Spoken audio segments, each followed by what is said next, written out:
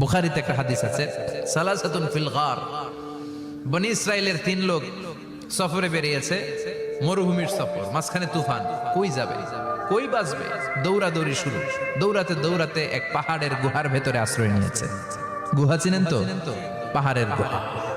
আশ্রয় নেয়ার সাথে সাথেই বৃষ্টির পানির ঝাপটায় পাহাড়ের উপর থেকে বিশাল এক পাথর খণ্ড এসে পাহাড়ের গুহার মুখটা বন্ধ করে দিয়েছে। বন্ধ, অন্ধকার। এরা পড়ছে বিপদে, হায় হায়, বাঁচার জন্য ঢুকলাম, এখন দিই মরণ। ঢুকছিল কি জন্য?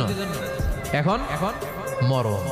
বিশাল পাথরের খণ্ড এসে গুহার রাস্তাটা বন্ধ করে দিয়েছে। 3 জন গায়ে যত শক্তি ছিল ধাক্কায়ও পাথর সরাইতে পারে না। হায় হায়, অক্সিজেন ভিতরে যা আছে আধা ঘন্টা শেষ হয়ে যাবে।